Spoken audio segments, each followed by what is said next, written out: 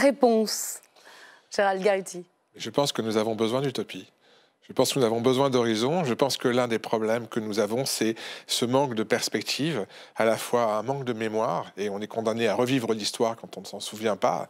On en voit des exemples assez atroces. Et puis, quand on n'a pas d'horizon, on a le nez bouché, la vue collée sur la vitre, et on ne peut pas aller de l'avant. Alors, on va parler du CAP, ce centre des arts de la parole, dans le détail.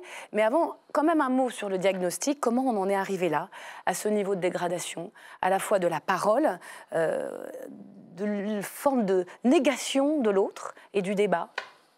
Je pense que c'est un processus qui vient de loin, et que le mal vient de plus loin que les réseaux sociaux. Je pense que c'est une tendance de fond. Je pense que c'est lié à l'accélération du temps, c'est-à-dire qu'il s'agit de plus en plus de réagir, de rebondir, et la parole prend du temps, demande de l'élaboration, de la nuance, demande de pouvoir échanger. Et on est de plus en plus dans une ère de l'immédiat et dans une société d'émission. Et pour moi, la société d'émission, c'est la démission de la société. Ça veut dire que émettre, envoyer, balancer tout le temps, sans prendre le temps de recevoir, d'échanger, d'écouter, sans prendre le temps du silence.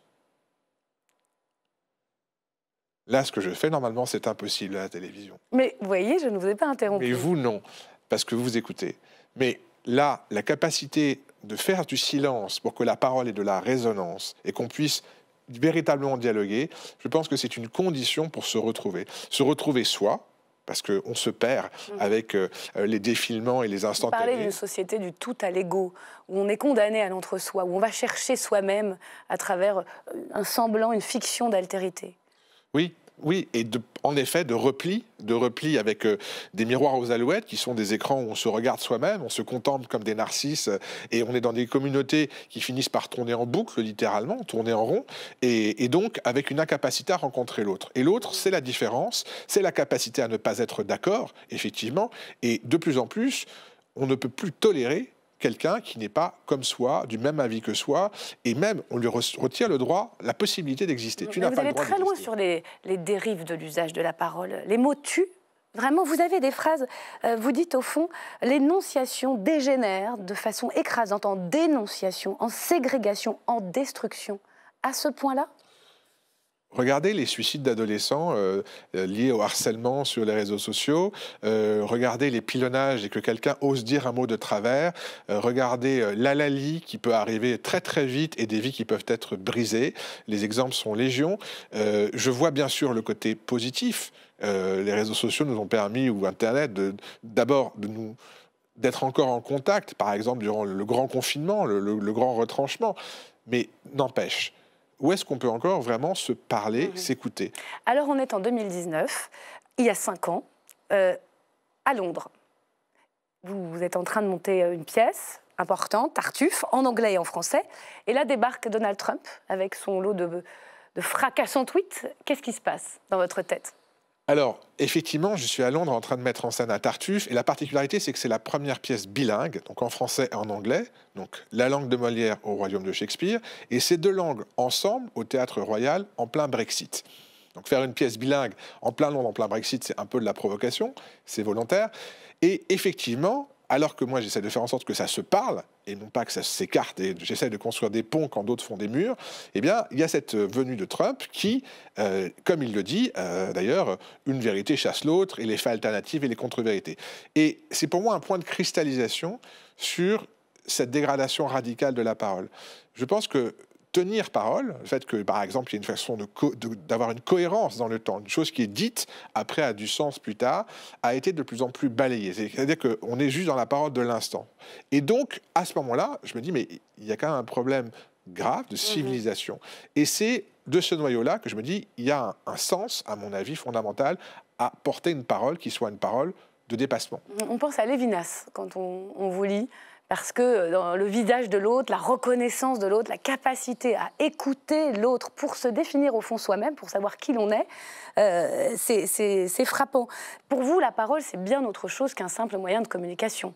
C'est fondateur de soi-même. Alors, je suis très touché que vous parliez de Lévinas, qui est une référence importante pour moi, qui effectivement dit que le visage de l'autre est ce qui me convoque et ce qui m'oblige.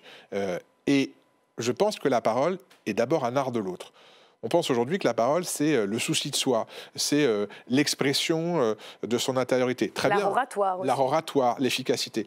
Je pense que la parole est un art du lien, que c'est une manière de se relier, de rencontrer l'autre effectivement, et qu'il ne s'agit pas simplement d'avoir une parole qui impacte. C'est une conception balistique de la parole. La parole comme performance, comme éloquence, qui va juste taper dans l'autre. Je pense que la parole est un fait humain total, c'est une manière d'exister dans toutes nos dimensions humaines. Et donc, effectivement, on existe aussi parce qu'on est avec et pour les autres. C'est ça les arts de la parole? Parce que la parole, c'est l'art de l'autre.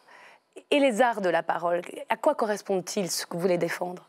Eh bien, justement, ça n'est pas seulement l'art de la parole. L'art de la parole, c'est l'éloquence, c'est le fait de savoir bien parler, et il y a bien sûr une noblesse de l'éloquence. Sauf qu'aujourd'hui, on confond l'éloquence avec la performance, et la performance avec cette notion d'outil, de parole instrumentale. Donc c'est aussi la création, la poésie, la transmission aussi. Les arts de la parole, pour moi, il y a 7 arts de la parole: le théâtre, le récit, la poésie, qui sont des arts de création, une parole qui se formule, qui s'adresse, qui se raconte, des arts de transmission avec l'éloquence, et puis la conférence, donner du sens, et puis des arts très importants, parce qu'on en a un peu parlé juste avant, qui sont des arts de l'interaction, le débat et le dialogue. Et je pense qu'on a tendance à confondre le dialogue avec le débat et le débat avec la destruction de l'autre. Or, dire que le dialogue et le débat doivent être des arts, pour moi, c'est tout revaloriser. Alors, on entend le diagnostic, les mots que vous posez sur ce qui nous arrive, la pratique, le CAP. Ce centre des arts de la parole qui va faire son premier événement à Aubervilliers en mars prochain. Qui, quoi, comment ça va se passer? Alors, qui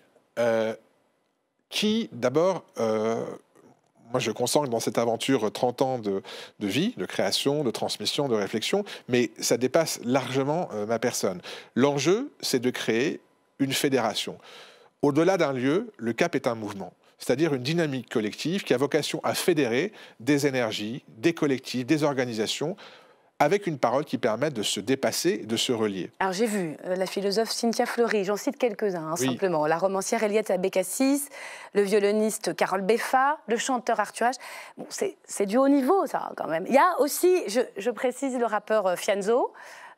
Qui voulez-vous réunir? Est-ce qu'ils viennent à vous ou si c'est vous qui allez les chercher? Là, vous citez des membres du Conseil du CAP, qui est une instance qui regroupe des artistes de la parole. Donc évidemment que ce sont des personnes qui incarnent des dimensions de la parole, la poésie, vous l'avez cité, il y a Kwame Tawa, il y a Akimba, Odile Sankara, qui sont des traditions de parole, de contes par exemple, et en effet Fianso, le rappeur. Donc vraiment une ouverture sur des arts de la parole qui ne sont pas que le théâtre, le récit, et qui sont des arts de la parole qui peuvent, à mon sens, toucher tout le monde. Pourquoi? Parce que je pense que si chacun développe la parole comme une somme d'art, eh bien, c'est une manière, je dirais, de se constituer, de se construire et de se relier. Alors ça, c'est le premier cercle. Le premier cercle, c'est ce Conseil du CAP et l'équipe avec laquelle je travaille.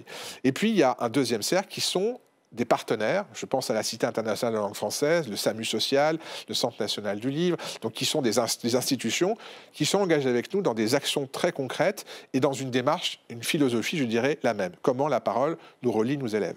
Et puis il y a un troisième cercle, et là c'est une forme d'appel effectivement, c'est-à-dire quiconque, que ce soit des organisations, des citoyens, des citoyennes, des personnes publiques, privées, qui a envie de rejoindre cette démarche, eh bien, est amené à participer. Et ça va se passer à Aubervilliers pour ce premier événement. C'est un mouvement, ça n'est pas qu'un espace où vous vivez d'ailleurs, Aubervilliers.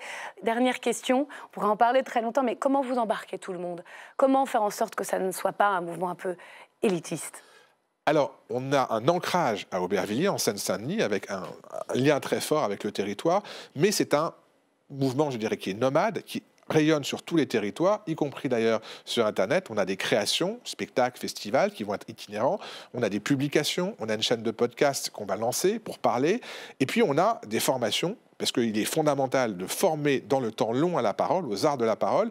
Et on était tout à l'heure justement en réunion avec un partenaire pour différents territoires. Donc l'objectif n'est pas d'être enclaver, c'est au contraire de relier, de désenclaver et de faire se croiser des mondes et se parler des mondes. Donc c'est un mouvement à la fois, on a compris, éthique et citoyen et politique, dans le sens noble du terme. Merci beaucoup Gérald Garutti, vous restez avec moi.